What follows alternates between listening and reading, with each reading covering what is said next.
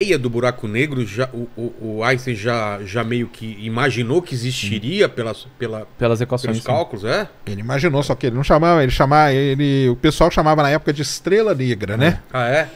Aí não foi só o Einstein, porque aí o Einstein fez uma coisa. E aí na verdade, né, uma outra coisa também, né? Naquele momento da história, tinham várias pessoas trabalhando naquilo ali.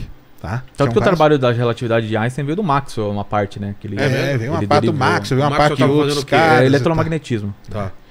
E aí, tem um cara muito importante nessa história toda, que é o Schwarzschild. Entendeu? Esse Schwarzschild, ele calcula, é ele, na verdade, porque aí o Einstein bolou todas as equações. A gente chama equações de campo da relatividade.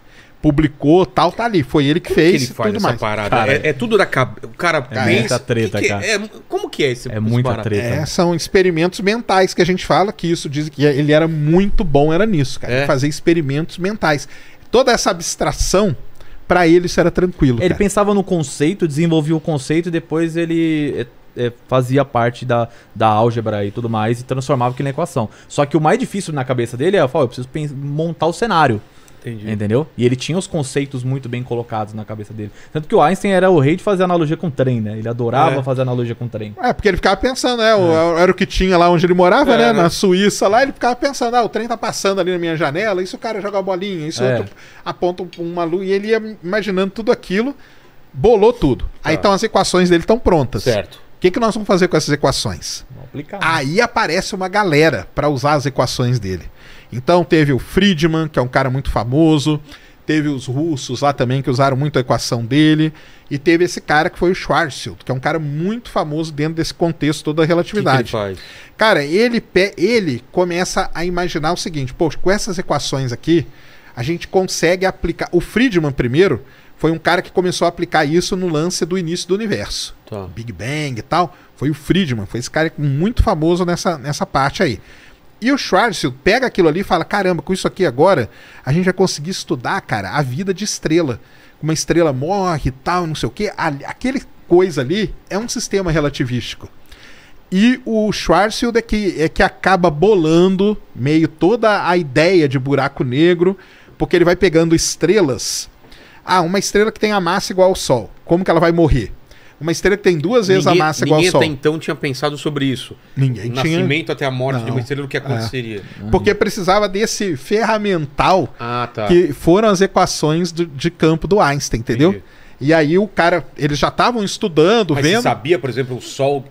Não, você sabia que o Sol era uma estrela, isso aí já sabia. Mas isso aí sabia a composição. Sabia a composição. Mas sabia mais ou menos a idade dele. Mais ou menos sabia também. Mas o ciclo de vida a gente não sabia primeiro, porque a gente não tinha tanta...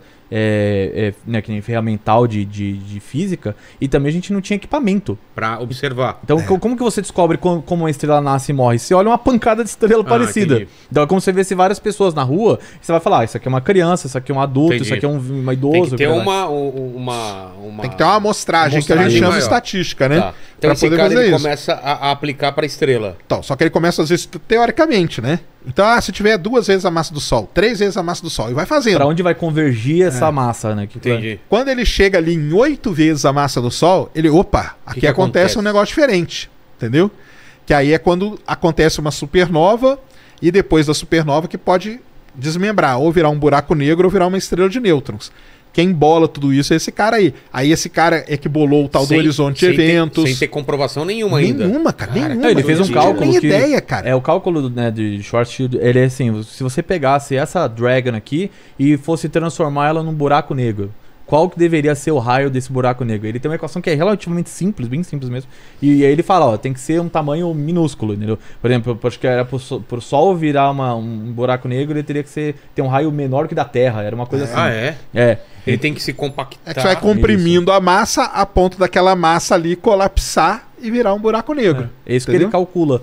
E isso aí abre a cabeça de um monte de gente. Porque quando você chega no ponto onde a massa vai ficando muito comprimida, você vai ter um volume infinitamente pequeno, né, que tende a zero. Você vai ter uma densidade que tende ao infinito e você vai ter uma temperatura que tende ao infinito. E a gravidade, o que acontece quando você compacta? Ela aumenta? Boa pergunta, hein? Então, aí o buraco negro ele cria um campo gravitacional tão forte que nem a luz consegue escapar dele. Apesar dele ser menor, o campo é muito maior. Ele vai ele distorce tanto aquele O tecido, o tecido, lençol, né? que ele vai descendo e desce tanto que tudo que passar ali cai É e não volta capturado. nunca mais. Não volta nunca mais. Essa é a ideia Mas do essa buraco ideia... negro.